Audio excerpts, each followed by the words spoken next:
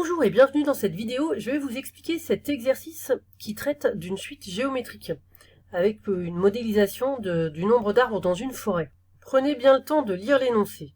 Première question, exprimer un plus 1 en fonction de un. Ça veut dire qu'il faut écrire un plus 1 égale et quelque chose avec un. Ici, dans cet exercice, on ne vous dit pas si la suite est géométrique ou autre chose. C'est à vous de le prouver. Donc en lisant l'énoncé, il faut voir comment est-ce qu'on passe d'un terme au suivant. C'est ça, un plus 1 en fonction de un. On passe un terme au suivant en enlevant 3%, puisque à chaque fois il y a une baisse de 3%.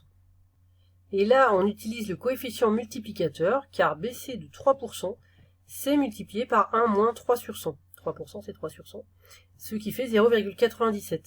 Ça veut dire que pour passer d'un terme à l'autre, on multiplie par 0,97. Donc ça veut dire qu'un plus 1, c'est égal à le terme d'avant, un, fois 0,97. C'est ça, la relation entre un plus 1 et un.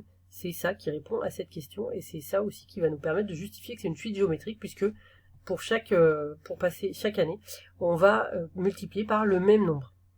Et c'est la question 2, en déduire la nature. Quand on vous demande ça, c'est soit géométrique, soit arithmétique en général. Ici, c'est donc une suite géométrique puisqu'on multiplie à chaque fois par le même nombre.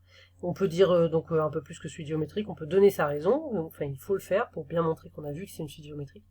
Et on peut aussi rappeler son premier terme, qui est donné dans l'énoncé 10 000, qui correspond à 2022. Et maintenant, exprimer un en fonction de n, donc là il faut écrire un égale quelque chose avec n, ça c'est la propriété. Maintenant qu'on sait que c'est une suite géométrique, on peut utiliser la propriété un égale u0 fois q puissance n. On remplace, u0 c'est 10 000, q c'est 0,97 qu'on a trouvé juste avant, et donc le puissance n par contre on le laisse. Dans la correction, je garde seulement cette question parce que c'est celle-là qui va nous servir pour la suite. Quatrième question, calculer le nombre d'arbres en 2028.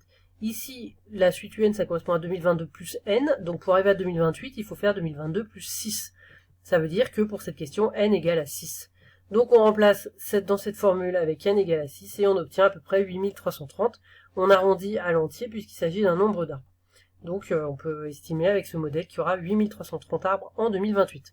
Et enfin, question 5, à partir de quelle année y aura-t-il de moins de 5000 arbres? Donc là, on essaye avec cette formule, on remplace n par des valeurs, et on essaie de voir quand est-ce qu'on va passer en dessous de 5000. Donc j'ai essayé, j'ai trouvé U22 avec n égale à 22 au-dessus de 5000 et U23 en dessous. Il faut bien donner les deux valeurs pour prouver que U23 c'est la première valeur pour laquelle c'est en dessous.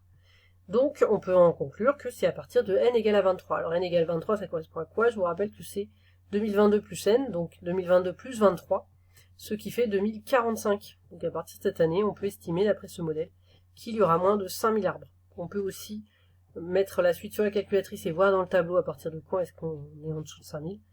Ça revient au même.